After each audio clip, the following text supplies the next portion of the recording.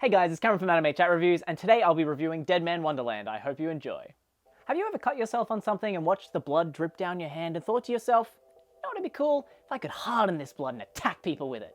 Well, my friend, you probably have some issues that need to be seen to, just like myself. But before you see to that, why don't you watch the rest of this video and see what I'm babbling about? If you disagree with anything I've said in this video, we'd love to hear from you and discuss it in the comments below. And if you're new to this channel, how about subscribing, as it really helps us out.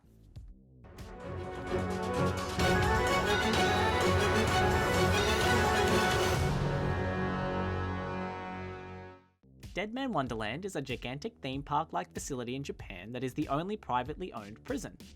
In fact, it is the only prison being used after the Great Tokyo earthquake that devastated the city. The prison makes money to rebuild the damaged city by collecting prisoners from all over Japan and making them attractions for the paying public. The attractions are mostly cruel games of survival in which a lot of the prisoners don't survive.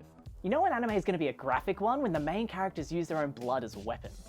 Also the whole classroom massacre thing, I suppose that gives it away first, but I digress.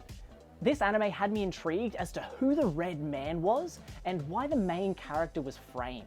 Also, it just added more mystery from that point on.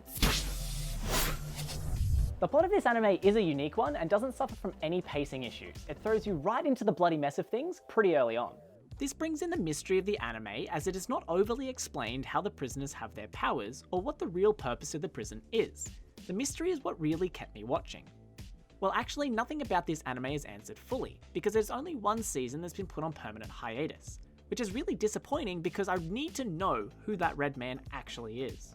I mean, they hinted who it might be, but it's just not clear. Ganta. You may be the protagonist, but you sure are a whiny one. I suppose having your whole class murdered in front of you, then being framed for it and being sentenced to death would break any middle schooler though.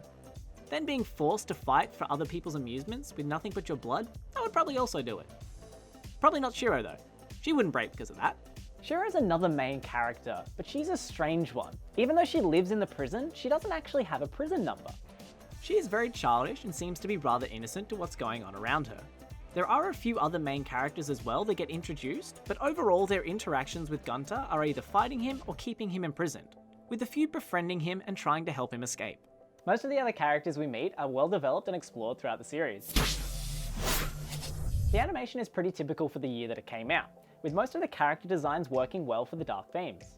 The opening animation is quite interesting to watch, as it shows some good detailing of the characters. There are a few minor inconsistencies throughout the anime, but they don't take away from the overall viewing experience. The opening is a rock song that fits the theme of the anime, but I just wasn't that fond of it. The closing is more of an emotional song that sings about life before being imprisoned and wanting freedom. This is one of those rare cases where I actually prefer the closing to the opening. The rest of the soundtrack fits well to the anime, especially the blood effects, which is, in the end, to be expected. This anime has a very promising plot that could really go somewhere. However, its lack of further seasons saddens me because I wanted to know where it all went. Unfortunately, the director took some maternity leave and decided not to come back to this series. That, along with the average soundtrack and animation, really brought this down for me. Overall, I'm giving Deadman Wonderland a B.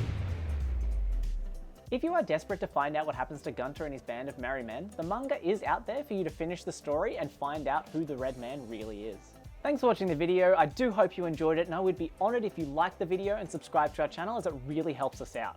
And I hope that we see you again in the next video. See ya!